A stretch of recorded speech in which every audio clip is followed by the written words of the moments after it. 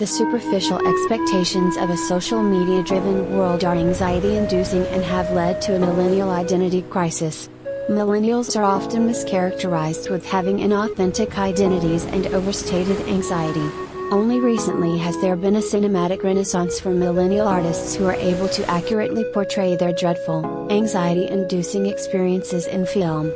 However, embedded in these anxieties for some classes of millennials are paranoid delusions, as many privileged classes' greatest enemy is in their mirror.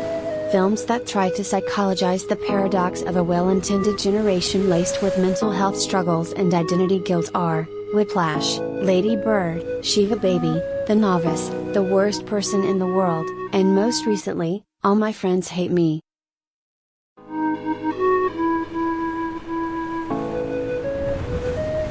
This excruciatingly brilliant satirical dark comedy is the debut feature from director Andrew Gaynord and co-writers Tom Palmer and Tom Stourton, who also stars in the movie. The story begins with Pete Stourton, a self-described leader of his friend group, who steadily becomes more unhinged as he goes on a rural getaway trip to visit college friends for his 31st birthday. Pete has been away from his friends for almost a decade and humbly brags to his mates of his humanitarian work and his down-to-earth future fiancée, Sonia, Charlie Clive.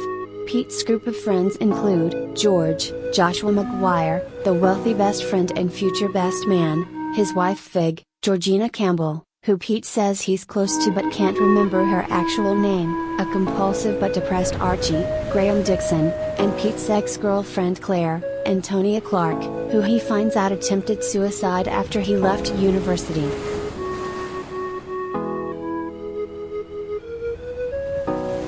The story quickly unravels as Pete's friends continue their youthful indulgences and seemingly, spontaneously invite an erratic man from a nearby pub named Harry, Dustin Demery Burns, who begins haunting Pete over the birthday weekend.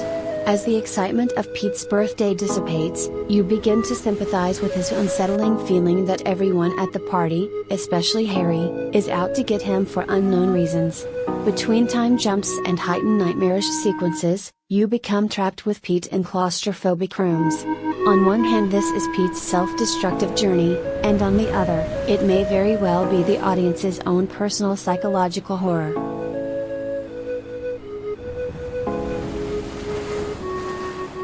The through line of All My Friends Hate Me is paranoid delusions and how a lack of self-reflection can lead someone to self-destruct. The focus themes that bind the through line are social gathering anxieties, protagonist complexes, class or privilege guilt, and most importantly, repressed emotions.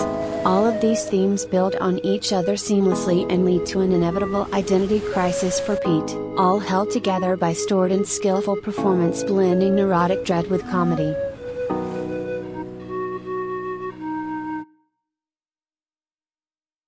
The social anxiety from family or friend gatherings is rarely portrayed accurately. Instead, we have wonderful Richard Curtis films that focus on the beauty of relationships. Sometimes beauty in gatherings can be romanticized, so writers Palmer and Stourton expertly turn the Curtis archetype on its head, as they replace feel-good gatherings with anxiety-inducing minefields. As the audience begins to sympathize with Pete's anxieties, like thinking his friends forgot about his birthday or his struggle to decide how many shirt buttons to undo, those very relatable worries regress to become more toxic. He begins to unravel in a claustrophobic gothic home filled with one-dimensional conversations, which begin to expose the past self he chooses not to acknowledge. As he hides from self-reflection, Pete non-stop virtue signals his volunteer work without asking anyone about their lives and imitates a cultured persona his friends believe to be disingenuous.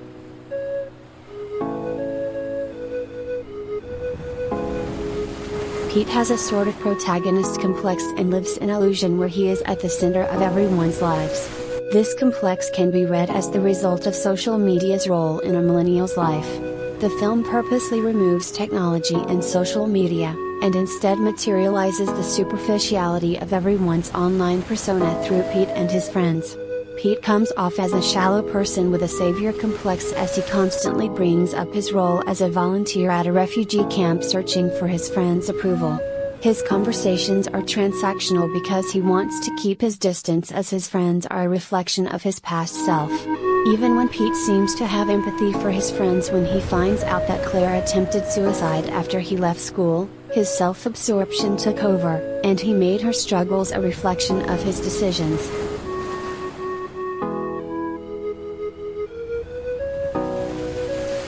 It's easy to be sympathetic with Pete over his toxic relationship to his class and privilege guilt. Whether it's the groundskeeper Norman, Christopher Fairbank, or his girlfriend Sonia, he wants working class people to believe that they are the same, which inherently alienates them and illustrates how naive Pete really is.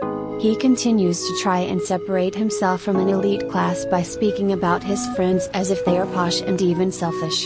The identity crisis begins to get more severe after Pete refuses to shoot pheasants with both his friends in the elite class and individuals in the working class, which isolates him from everyone. Pete uses defense mechanisms that enable him to never reflect on his privilege, which inevitably leads to him having a mental breakdown.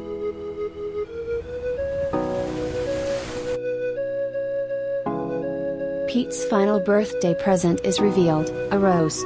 These jokes turn into his personal nightmare, all led by Harry, which frustrates an already skeptical Pete. Throughout the film, Harry haunts Pete and follows him in ways that represent how plagued millennials are stifled by their fear of being exposed for past wrongdoings. Whether it's when Pete is at his most vulnerable in the bathtub, or when he is sleeping, Harry never leaves him alone.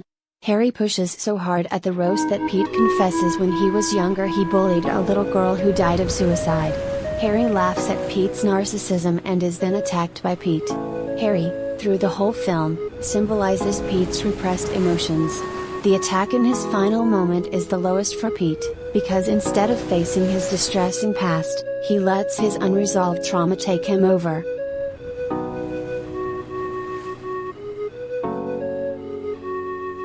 All My Friends Hate Me begins and ends with Pete's identity paradox that has aware of his great privilege, but also wants to rewrite his privileged past to be absolved of his transgressions.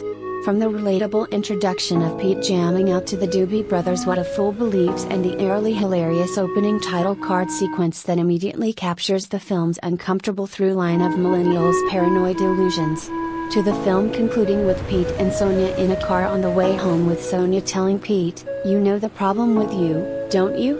You can't take a fucking joke."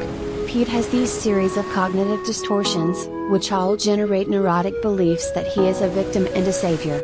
The audience can identify with his anxious psyche until he borders on projecting his angst onto everyone around him. He starts to personalize the narratives of everyone's lives, trying to distract himself from the guilt of his past, selfish self, that he fears isn't that different from his current self. You won't leave Pete's journey wondering if all your friends hate you, but you may leave with Pete's final thought, "Do I hate me?"